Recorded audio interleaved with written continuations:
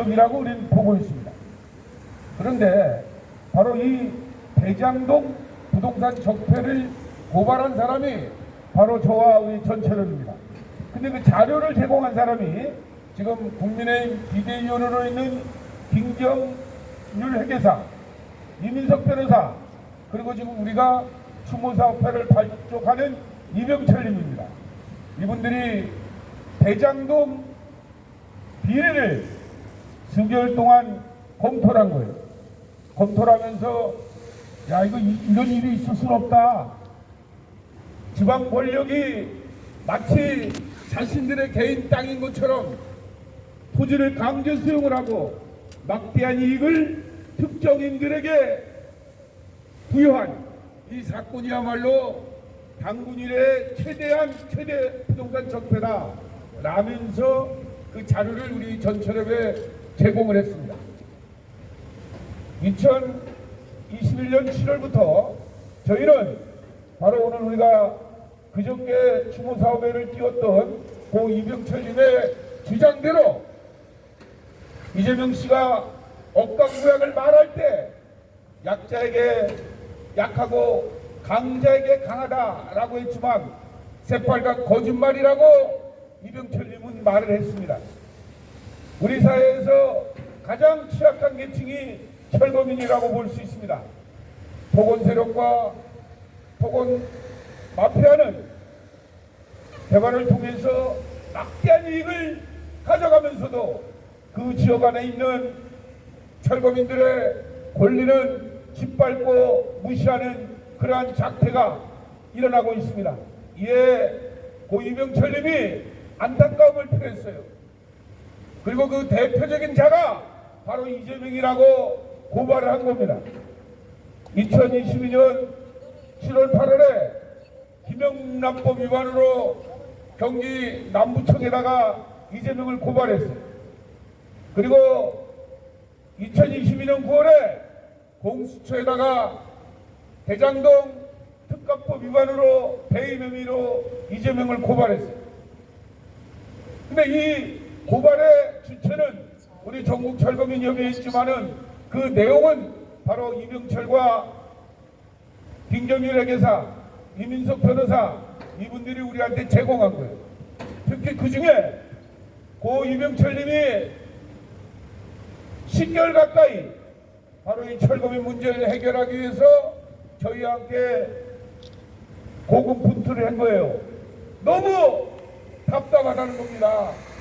이 땅에 살면서 왜 자기 재산이 빼앗기고 장사했던 사람들이 영업생존권이 침해되고 죽어서 입자가 오갈 데 없는 이러한 땅에 특정 세력들은 어마어마한 돈을 추모하는 이런 행태는 없어져야 된다. 그래서 이재명은 처벌돼야 된다 라고 강력히 주장했던 사람이 바로 고 이병철님입니다.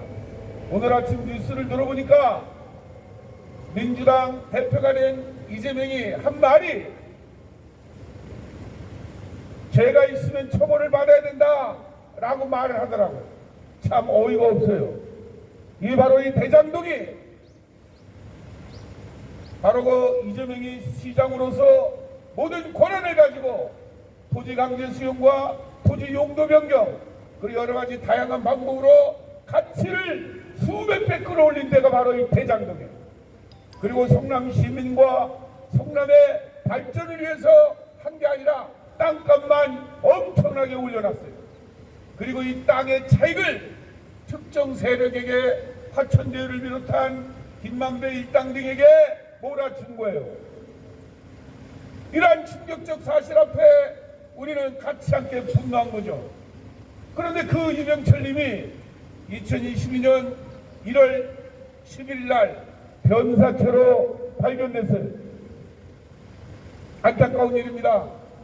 저는 그 고 이병철님과 이틀 전에 바로 이 대장동 문제를 어떻게 할 것인가를 고민했고 10여일 전에는 함께 식사를 하면서 분노를 했던 사람이에요. 제가 알기로도 건강했는데 갑자기 변사체로 발견됐어요. 그 변사체로 발견된 당시에 대선 기간 전이니까 바로 그 병원에 윤석열 당시 국민의힘 후보, 대통령이죠. 윤석열 국민의힘 후보, 또 국민의힘 김기현 원내대표, 원희룡 당시 위원인가요? 원희룡 씨, 이런 분들이 저희에게 약속을 했어요.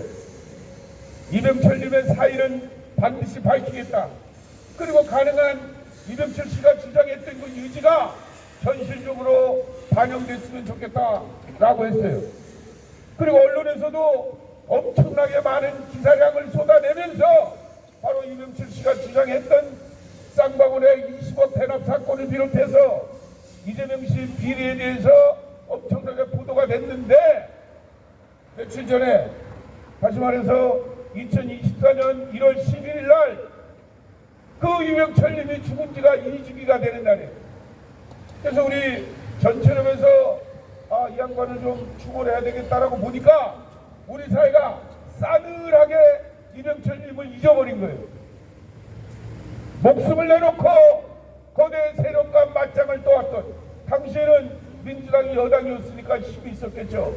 그 썩어가는 민주당, 김대중 노무현 정신이 사라졌다는 그 민주당이 이재명 때문이라고 목숨을 바쳐 외쳤던 그 이병철이 평생을 민주당원으로 일을 했지만 결국 죽었을 때는 민주당이 아니라 국민의힘에서 엄청나게 많은 호응과 반응이 있었어요. 그런데 결국은 2년도 안 돼가지고 이 이병철님의 죽음은 그냥 없어진 거예요. 그래서 뜻 있는 몇몇 사람들이 이건 아니다, 이병철님이 얘기했던 그것이 얼마나 우리 철거민들에게는 고귀한 증언이었는지, 또 이병철님이 우리한테 제보했던 그런 내용들, 김경률 회계사나 이민석 변호사가 이병철님과 함께 만들어준 이재명에 관한 자료들, 이것이 얼마나 소중한 것인지를 다시 한번 우리 사회에 알려야 된다. 그리고 이병철님의 유지인 이재명 같은 정치인은 다시는 태어나지 않아야 된다라는 주장을 하기 위해서 이 자리에 섰습니다. 저희는 오늘 이 짧은 시간이지만 출범을 알리고 저희가 성남시청, 그리고 국회의사당, 그리고 민주당 중앙당사, 또 서울시청, 그리고 성북 5구역 개발지역이죠. 그리고 성북구청까지 차량 시위를 한 후에 추모의 밤으로 그 이병철님의 죽음 앞에 국화로 헌화하는 시간을 갖기로 했습니다. 제가 상징적으로 봉은동을 마지막 기착지로 선정을 한 이유는 바로 대장동과 봉은동이 거의 유사하다는 거예요. 대장동도 여기에 살고 있는 토지주들, 또 가옥주들, 농민들, 세입자들 모두가 권리를 빼앗겼어요.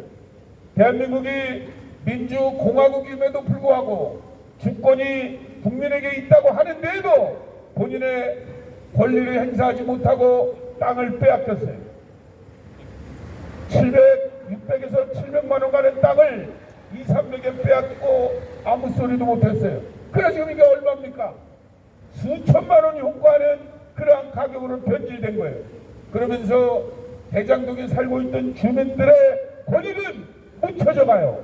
여나 야나 희한하게 대장동 원주민들의 한을 얘기하고 대장동 개발 때문에 피해를 입었다고 하면서 피해를 본 사람들의 권익에 대해서는 아무도 얘기 안 해요. 바로 이 봉은동이 그런 형국입니다. 봉은동에 살면서 개발 때문에 재산이 반토막이라고, 장사했던 사람들이 장사를 못하고 이런 지경이에요. 근데 어디 봉은동뿐입니까? 경기도도 평택의 세교동을 비롯해서 1년에 2,500군데가 개발이 되면 매번 이런 철거민들이 발생이 되고, 이 철거민들이 이재명 같은 그러한 부도덕한 정치인들 때문에 묻어가는 거예요. 우리 이걸 토건 세력이라고 봅니다. 또 남의 땅을 강제로 수용을 하고 지들 멋대로 팔아먹는 것들과 함께하는 토건 마피아들 이들 세력에 맞짱 떠서 우리 전처럼은 고귀한 희생을 해오고 있어요. 오늘 저희가 이 기자회견을 갖기로 했는데 갑자기 오늘 아침에 성남 지역에 우리 산성 대책위원회 위원장 집이 갑자기 화재가 났다는 거예요. 저희는 깜짝 놀랐습니다. 설마 과거 군사정권처럼 또는 과거의 다른 지역처럼 개발지역에 혹시 불을 질러서 우리 철거민 운동을 방해하는 게 아닌가 하는 엄청난, 절대 그래서는 안 되겠죠. 시대가 어느 시대인데 그래서 지금 긴장하는 상태로 이 시간을 갖게 됐습니다. 오늘 참석하신 동지들에게 다시 한번 감사를 드리고, 바로 이 이병철 님이 얘기했던 이 땅에 철거민 발생 없는 나라를 만들어야 된다는 그러한 정치인들이 정치를 할 수 있도록 대통령을 비롯해서 본인들의 약속을 지키라는 뜻으로 오늘 차량 시위를 하게 됐다는 점을 다시 한번 강조하면서 시간 관계상 제가 개요를 설명을 드렸고 기자회견문 낭독으로 오늘 기자회견을 마치겠습니다. 그리고 중간중간에 서울에 가서 저희가 이런 약식 행사가 많기 때문에 오늘은 이 정도로 인사말을 드립니다. 저는 이 판교의 대장동 때문에 2015년도 12월 달에 구속됐어요. 이재명 김만배 일당이. 하지만 1심 검찰이 3년 구형을 했지만 1심 무죄, 2심 무죄, 검찰의 상고 포기로 대법원 무죄 확정이 된 사람이에요. 제가 분당 개발할 때 대책위원장을 했고 판교 개발을 할 때 판교 주민대책위원회가 우리 전철업 소속이었어요. 대장동 주민들이 저와 우리 전철업과 함께 하려니까 바로 대장동 부동산 투기 세력들, 비리 세력들이 격리차 나를 6개월 동안 강제로 구속시킨 거예요. 그러나 우리 반드시 우리는 승리합니다. 대장동 비리가 결국 밝혀졌어요. 이재명을 사수하려고 하는 민주당의 그 버러지 같은 인간들 때문에 역사가 바뀌진 않아요. 저희는 힘이 없더라도 죽음으로 끝까지 철거민들의 권익을 합법적이고 합리적으로 쟁취한다는 점을 다시 한번 밝히면서 고 이병철 추모 사업회 출범을 우리 사회에 알립니다. 다시 한번 이병철님이 영면하기를 바라고 하늘나라에서나 편안히 정말 이 땅에서 자기 재산이 빼앗기지 않는 그러한 일들 볼 수 있도록 그러한 나라를 만들겠다는 걸 다짐하면서 오늘 인사말을 마치겠습니다.